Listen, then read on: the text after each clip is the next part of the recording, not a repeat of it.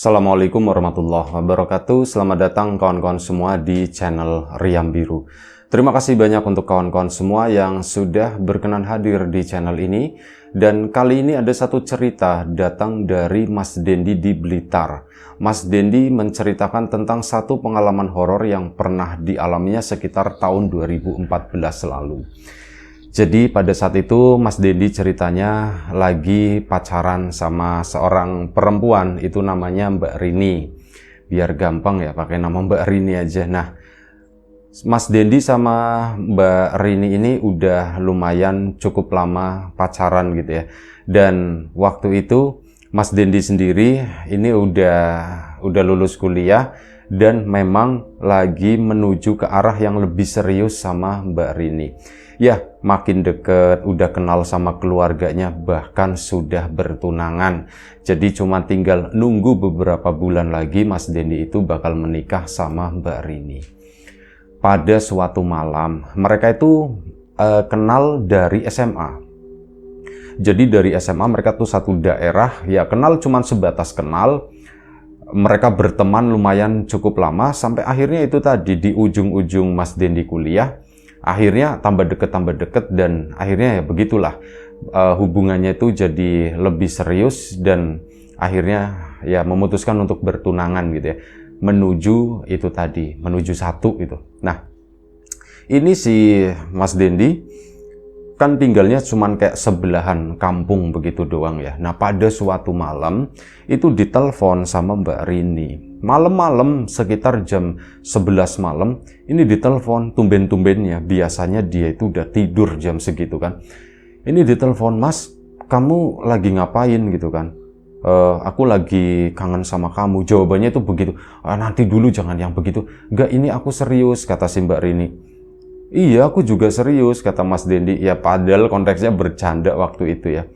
"Kenapa kamu malam-malam tumben nelfon, kangen atau gimana?" kata si Mas Dendi. "Udah kepengen, udah kebelet atau gimana?" "Mas, ini aku serius, Mas." Iya, serius. Kenapa ada apa?" "Mas, kamu lagi sibuk enggak?" gitu kan. "Ya enggak, aku malam-malam begini ya lagi mau istirahat sebentar lagi." "Mas, aku mau minta tolong, aku mau minta maaf," kata si itu ya. "Loh, kamu maaf kenapa? Minta tolong kenapa? Ada apa?" "Mas, kamu bisa datang ke rumah enggak?" Loh, kenapa?" Mas Dendi kan mulai serius. Tumben-tumbennya Rini nyuruh datang malam-malam. Ini berarti ada sesuatu yang serius. Ada apa nih gitu kan. Mas Dendi penasaran. Kenapa ada apaan?" "Mas, ini di rumah itu ada pipa yang jebol, Mas," katanya begitu. "Ada pipa yang jebol, pipanya itu pipa ledeng atau apa gitu ya. Ini udah di stop dari depan, tapi yang depan itu kerannya kan udah dol ya, Mas ya, udah nggak bisa ini. Itu airnya tuh ngocor terus, Mas, nggak berhenti-berhenti," kata kata Mbak Rininya. "Waduh," gitu. "Terus gimana?" "Ya itu di bagian belakang rumah banjir, Mas, minta tolong ke sini, Mas." "Bapak nggak bisa," katanya begitu, "sendirian itu nggak bisa." "Oh ya sudah, mau bilang sama tetangga." "Ya sudah, Mas, ke situ." Ini Mbak Rini masih cerita gitu ya. "Mau bilang sama tetangga nggak enak ngerepotin gitu ya, makanya aku mending repotin kamu aja." "Alah, dasar kamu, bilang aja kamu pengen ketemu gitu kan," kata si Mas Dendi. "Ya udah, aku ke situ," kata Mas Dendi kan. Mas Dendi pun matiin telepon dan siap-siap mau pergi menuju ke tempatnya Mbak Rini. Begitu sampai di ruang tamu, greng-greng, "Loh, kok motor nggak ada?" gitu kan. Kesana mau nanya sama bapak sama ibu udah pada istirahat. Adiknya Mas Dendi namanya Erik. Jangan-jangan sendalnya Erik nggak ada. Ya berarti motornya dipakai sama Erik. Bingung kan aku kesananya gimana ya. Aduh, telepon siapa? Telepon Ridwan deh. Ditelepon, nggak diangkat. Oh mungkin udah tidur kali ya. Telepon lagi, cobain, tetap nggak diangkat. Coba nelpon beberapa temennya Mas Dendi, itu nggak direspon. Akhirnya ini gimana ya, ini udah waktu udah kebuang sekitar 5 menit nih kayak gini. Aduh gimana ya, bentar aku ke depan. Ada namanya Pak Parjo. Dia itu adalah seorang yang biasa diminta tolong apa aja. Biasa diminta tolong, pokoknya Pak Parjo minta ini, itu cepet orangnya gitu ya. Malam itu apa minta tolong sama Pak Parjo kali ya. Pak Parjo itu ya bukan seorang tukang beca atau apa gitu, cuman Pak Parjo itu mau aja nolong. Udahlah, aku ke sana. Akhirnya datang ke tempatnya si Pak Parjo. Kebetulan rumahnya cuma beda sekitar 3 atau 4 rumah. Assalamualaikum, assalamualaikum. Diketok-ketok pertama nggak dijawab gitu. Assalamualaikum, assalamualaikum. Yang jawab itu di samping rumahnya Pak Parjo itu rumah gubuk. Di sampingnya itu ada biasa buat santai gitu dan kondisinya tuh gelap. Waalaikumsalam. Si ini kaget banget sih Mas Dendinya. Astagfirullahaladzim, Pak Parjo gitu kan. Siapa ya itu? Ini Dendi Pak. Oh Dendi, iya. Kenapa Den? Ada apa? Si Pak Parjonya ngejawab, istrinya di dalam itu buka pintu. Siapa ya gitu ya? Ini Mak, Dendi katanya begitu. Dendi. Oh Dendi. Terus udah ada Pak Parjonya karena ditutup lagi pintunya. Iya kenapa Den? Pak, aku mau minta tolong, kata si Mas Dendi. Mau minta tolong apa? Malam-malam begini. Anterin aku Pak katanya. Kemana Den gitu? Ke tempatnya Rini gitu. Pak Parjo nggak tahu rumahnya Rini itu di mana. Ke tempatnya Rini. Naik apa katanya? Apa aja, sepeda juga boleh gitu. Pak Parjo udah sepeda kan, saya bonceng katanya gitu. Oh ya wis lah, yaudah yuk kata si Pak Parjo. Akhirnya ngeluarin sepeda ontelnya, diboncenglah sama Pak Parjo ke sana. Mas Dendi sendiri, Pak Parjo sendiri itu mintanya atau maunya, Mas, kita lewat muter aja ke sana. Aduh Pak Parjo, nggak bisa Pak Parjo, ini tuh darurat. Jadi ini di rumahnya Rini itu paralonnya tuh jebol Pak, dan itu airnya tuh ngocor kemana-mana. Nah pikirnya Mas Dendi, waduh Pak Parjo kan orangnya bisaan gitu. Nanti kalau misal aku nggak sanggup, kan bisa minta tolong sama Pak Parjo gitu. Wah ya wis ini bisa double nih, aku bisa ngasih Pak Parjo juga lumayan cukup banyak gitu kalau memang Pak Parjo bisa ngebantuin itu. Pak Parjonya mintanya muter, Mas Dendi itu mintanya lewat jalan pintas. Nah Pak Parjo ngomong, Mas Dendi kalau lewat jalan pintas ini itu kan gelap Mas, terus serem Mas, kata situ ya. Udah enggak apa-apa Pak Parjo, kita kan berdua gitu kan. Udah enggak apa-apa, bablas aja, terabas aja, kata si Mas Dendi. Mas Dendi bonceng sepeda ontel. Ya kayak gitu lucu, yang ada tuh jalannya tuh goyang begitu. Tapi dihajar sama Pak Parjo lewat daerah yang angker itu tadi. Daerah yang gelap kayak gitu ya. Ya kesana nggak mengalami apapun, nggak ada gangguan apapun. Pokoknya terabas saja terus ke situ. Singkat cerita, sampailah mereka di rumahnya Mbak Rini. Ya durasinya mungkin dari telepon sampai di situ itu sekitar 15 menit. Si Mbak Rininya kan udah nunggu di depan gitu. Aneh juga gitu kan, kok pakai sepeda gitu, Mas? Iya ceritanya panjang, kata si ini ya, kata Mas Dendinya. Akhirnya langsung mana ke belakang sana, kayak gitu. Oh di bagian dapur situ udah air semua gitu ya. Sampai akhirnya udah dipegang kan, di handle sama Mas Dendi sama si Pak Parjo itu. Dan alhamdulillah singkat cerita kurang lebih sekitar setengah jam itu pun terselamatkan. Kata Pak Parjo, Pak ini ada cadangan ini enggak, katanya ada cadangan pipa atau apa. Oh ada, ya sudah sini saya sambungin sekalian, kata Pak Parjo.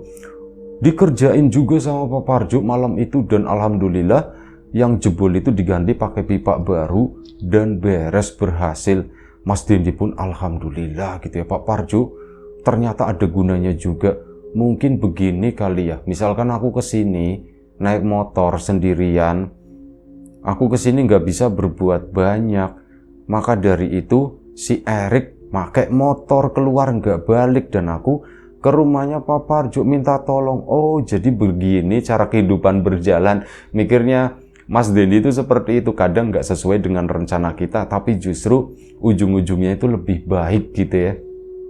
Ada Pak Parjo berguna di sana, akhirnya apa? Itu kan udah malam, udah hampir jam 12 itu. Ternyata sama orang tuanya Mbak Rini itu disuguhin minum, disuguhin cemilan kayak gitu. Ya karena lagi ada yang bekerja di sana ya. Akhirnya ya sudah, waktu itu dikasih waktu lah. Di sana istirahat sebentar. Pulang-pulang itu sekitar jam 12:30. Mas Dendi pun ya sempat ngobrol sama Mbak Rini. Mas gimana ceritanya? Wah ceritanya tuh begini. Motorku dipakai sama Erik itu belum pulang. Dan akhirnya ya sudah, aku ingat, wah minta tolong sama Pak Parjo aja bonceng gitu ya ke sana. Akhirnya sudah, sampailah di sini. Oh maaf ya Mas ya, aku ngerepotin. Udah ndak apa-apa, kata si Mas Dendi. Singkat cerita, mereka pun setelah selesai semuanya, mereka pun memang ada bocor-bocor sedikit gitu. Cuman kata Pak Parjo, ndak apa-apa, itu lemnya belum terlalu kering. Nanti kalau misal sehari 2 hari masih bocor, nanti tak benerin lagi, kata si Pak Parjo begitu. Dan ya alhamdulillah setelah itu memang nggak bocor. Mereka malam itu kan pulang seperti biasa, berboncengan sepeda. Nah, waktu itu si Pak Parjo, Mas Dendi, kita lewat jalan muter aja. Lah, nggak usah Pak Parjo, lewat jalan sini aja katanya. Tapi serem loh Mas, ini udah tengah malam loh. Pak Parjo, sampean itu masa sih takut begituan gitu? Ya, bukannya saya takut, tapi takutnya sampean yang takut, kata si Pak Parjo. Enggak, saya enggak takut, soalnya sama sampean, saya bonceng sampean itu enggak takut Pak Parjo. Udah santai aja lewat sini, lebih deket lah, kesana nanti sampean capek gitu kan. Oh ya wis lah, ya sudah lewat sini ya Mas ya. Resiko ditanggung masing-masing ya Mas ya, kata si Mas Parjo. Iya Pak, santai-santai. Akhirnya lewat daerah tersebut dan bener aja, ada aja sesuatu yang bikin apes gitu ya. Sepedanya Pak Parjo, ban belakangnya itu meletus, dar, bener-bener jeplok gitu ya, bener-bener meledak, bukan kempes karena bocor gitu, tapi bener-bener pecah. Ya wis, di situ Mas Dendi akhirnya, Pak Parjo itu, tuh Mas, gini Mas, udah Pak Parjo ndak apa-apa, yang namanya sepeda dinaikin orang berat 2 kayak kita. Ini juga bannya udah gundul seperti ini ya, pantes kayak gini, tapi enggak apa-apa Pak, kita jalan kaki. Akhirnya mereka pun jalan kaki. Jalan kaki melewati jalanan yang sepi, itu area persawahan ya. Habis area persawahan itu kebun-kebun, ya pohon bambu macem-macem, cacar-rucak di sana. Habis itu nanti ada kuburan, tapi kuburan udah lama nggak dipakai, kanan kiri, cuman nggak terlalu besar kuburannya, kayak kuburan kecil gitu doang. Cuman ya di situ katanya titik angkernya, pusatnya itu di sana. Pak Parjo pun dari tadi diem aja, sepeda dituntun begini berdua kan sama Mas Dendi. Mas Dendi pun pengen ngajak ngobrol, tapi kok Pak Parjo diem aja gitu ya Pak. Akhirnya coba ditanyain kan, Pak, ya Mas, sampean diem aja dari tadi, saya bingung mau ngomong apa, kata si Pak Parjo-nya. Ya ngomong apa kek Pak, ngobrol Pak, biar nggak terlalu sepi banget. Tapi ya begitu ya, Mas Dendi juga mulai muncul rasa takut. Ini misalkan kita lewat daerah sini, misalkan ada apa-apa, kita digangguin sesuatu, nanti proses evakuasinya gimana ya? Pak Parjo itu larinya ke depan atau ke belakang gitu. Mas Dendi pun akhirnya nanya, Pak Parjo, iya Mas, ini kalau misalkan ya, gitu, ada apa-apa, maksudnya gimana Mas gitu? Ya misalkan kita tiba-tiba ada apa-apa di sini, ada yang gangguin. Mas jangan ngomong kayak gitu, Mas Parjonya, Pak Parjonya itu ketakutan. Ya enggak, ini misalkan ya, nggak apa-apa. Ini saya tuh cuma mau nanya gitu. Ini misalkan ada apa-apa, sampean itu larinya kemana? Ke depan atau ke belakang? Ditanya begitu sama Mas Dendi. Mas jangan begitu Mas, jangan bahas-bahas begitu, kata si Pak Parjonya. Nah dari situ Mas Dendi itu ngebaca, ini orang Pak Parjo ini kayaknya dia itu orangnya penakut deh gitu ya. Baru tahu Mas Dendi di situ. Pak Parjo, sampean penakut ya gitu. Iya Mas, aku itu orangnya penakut Mas. Kalau sama ular sama apa, saya enggak takut Mas, sama kecoa saya berani Mas. Cuman kalau beginian saya itu penakut Mas, kata si Pak Parjonya. Oh begitu ya, wis lah. Ya sudah, akhirnya ngobrol-ngobrol. Pak Parjo, gini aja, aku mau cerita Rini, katanya begitu. Oh iya Mbak Rini yang tadi itu calonnya Mas Dendi ya? Iya betul Pak. Gimana Pak, menurut Pak Parjo cantik nggak Pak? Wah cantik Mas, cocok sama Mas Dendi gitu ya. Alhamdulillah, kata Mas Dendi. Iya Pak, jadi saya itu kenal dia itu udah kayak gitu ya. Akhirnya cerita untuk memecah keheningan tersebut, sampai akhirnya mereka tuh tiba di depan kuburan di situ. Saat tiba di depan kuburan, entah kenapa Mas Dendinya terdiam, Pak Parjonya pun terdiam. Sama-sama terdiam di situ, saling-saling ngelihat begini dan dua-duanya itu berhenti. Padahal Mas Dendi sendiri itu nggak melihat apapun. Pak Parjo pun nggak melihat apapun. Mereka tuh kayak ngerasa aja gitu ya. Mas Dendi pun seperti itu. Ada perasaan yang sedikit berbeda yang tiba-tiba muncul gitu. Ngeliatin Pak Parjo. Pak Parjo pun sama-sama tatap-tatapan begitu dan mereka itu mendengar ada suara ada suara ngedehem dari ini kuburan. Kan ada hadapan kuburan. Ini yang sebelah kanan. Di arahnya berarti di dekatnya si Pak Parjo. Kebalik. Mas Dendi itu sebelah kanan, Pak Parjo itu sebelah kiri. Ini karena Pak Parjo yang bawa sepeda gitu ya. Nah, si Mas Dendi diem aja. Pak Parjo juga sama. Setelah beberapa detik baru mereka itu berjalan lagi gitu. Jalan ke sana pelan. Ada yang gitu lagi, ada yang ngedehem lagi. Pak Parjo, itu siapa Pak Parjo? Aku ndak berani ngelihat Mas, katanya. Aku ndak berani lihat. Itu kayaknya di belakang sampean Mas, di belakang sampean. Mas Dendinya pun asem gitu kan di belakang. Maksudnya di belakang itu di sisinya si Mas Dendi itu tadi. Udah Pak Parjo, kita jalan gitu ya, kita jalan aja. Sampean jangan lari ya gitu. Ndak Mas, aku ndak lari Mas. Saya ndak lari Mas. Tapi Mas Dendi itu kayak agak-agak nggak percaya sama Pak Parjo ini, soalnya tangannya itu udah mulai gemeteran megangin sepeda. Pak Parjo, tenang, katanya begitu kan, tenang. Iya Mas, tenang Mas, tenang. Mas Dendi pun ngerasa di situ, aku ngerasa di belakangku ada sesuatu. Sementara Pak Parjo itu tangannya itu makin gemeteran megangin sepeda. Sebenarnya apa? Ini tuh apa? Mas Dendi kan nengok ke arah belakang, ke arah kuburan. Nah, kuburannya itu masih pakai pagarnya itu bukan pagar tembok, melainkan masih pakai tanaman-tanaman hidup semacam itu. Tingginya kurang lebih sekitar 1,5 meter.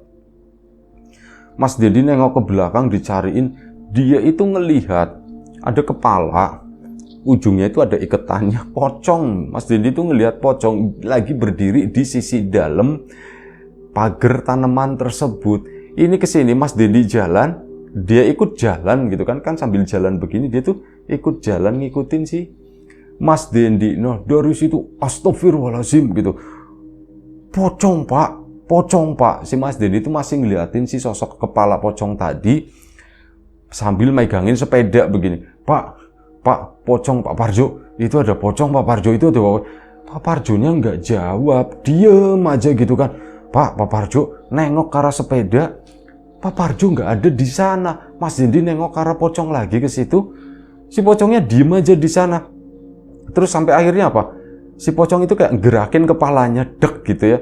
Di situlah Mas Dendi itu bener-bener udah takut banget dan kayak ujung tenaga gitu ya. Ini bener-bener tenagaku itu udah mau habis gitu.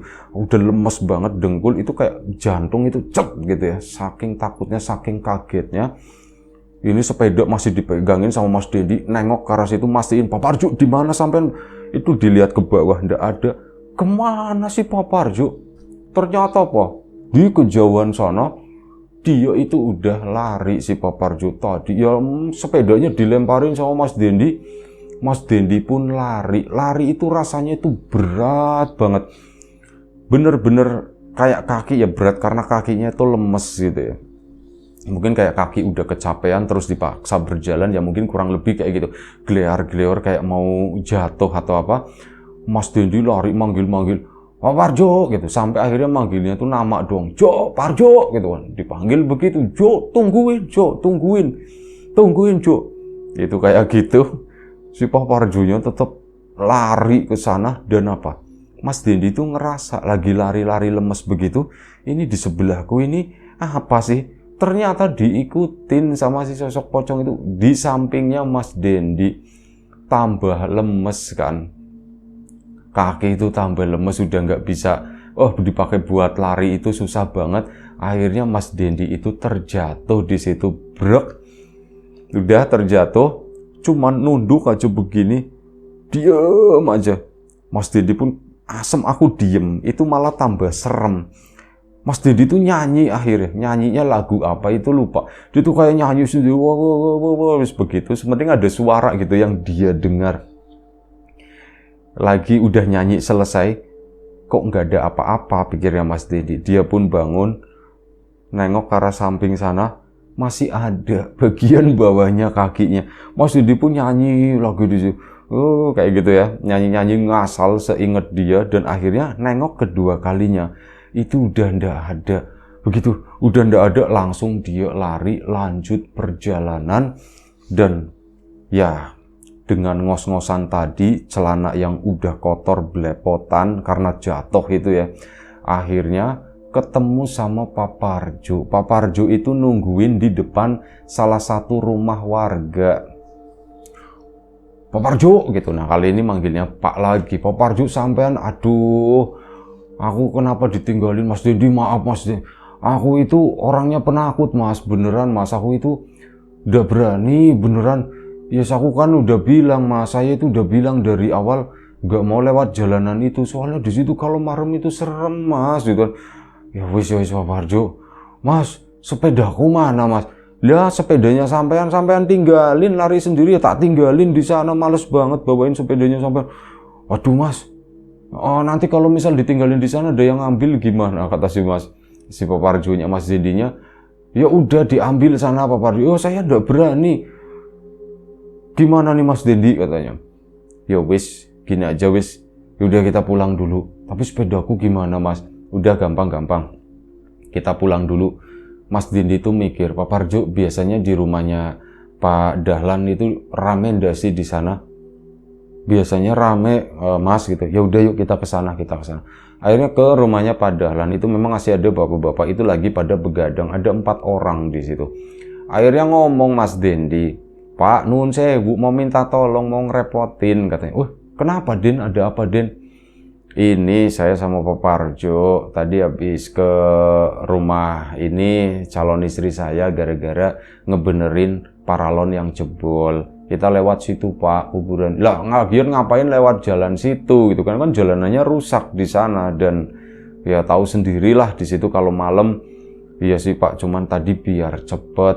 Nah, saya mau minta tolong Pak. Tadi kita itu habis digangguin Pak di sana Pak. Kita habis diliatin pocong, kata situ ya. Akhirnya dan sepedanya Pak Parjo ketinggalan di sana. Kami itu lari gitu ya. Diceritain semuanya ke bapak-bapak tersebut.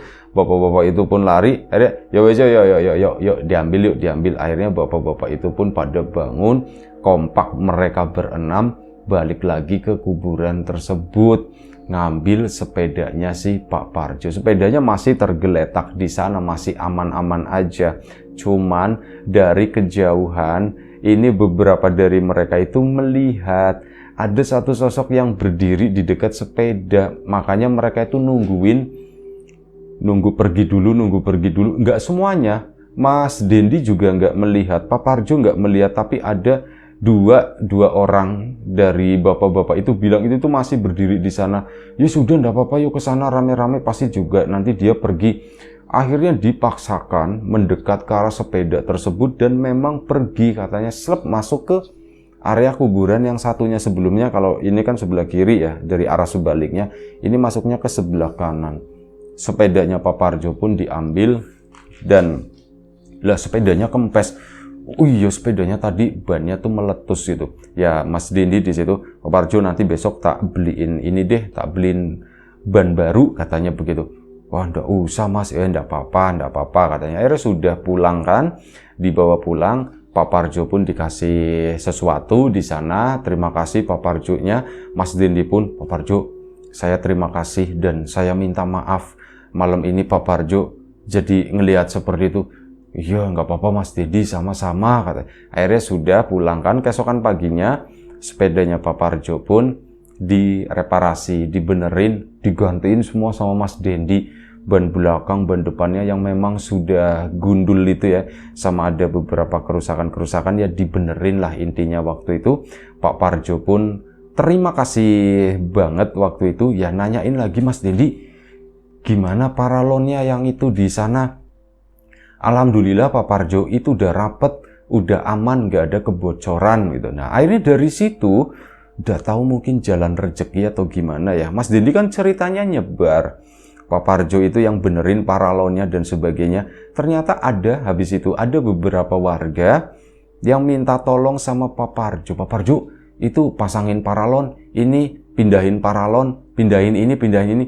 Dan semenjak itu Pak Parjo itu yang tadinya sebelumnya memang serabutan gitu, kerjanya tuh apa aja dikerjain, termasuk kuli panggul, tukang nyabutin rumput, tukang kadang diminta sama warga itu nyari rambanan buat makan kambing, itu pun dikerjakan sama Pak Parjo, apapun itu ya. Kali ini lagi banyak jobnya itu paralon, ngebenerin paralon, ngebenerin seperti itu. Sebenarnya di rumahnya Pak Parjo sendiri itu nggak ada paralon, mandinya itu masih pakai sumur. Pak Parjo ya sama Mas Dendi jadi akrab gitu ya.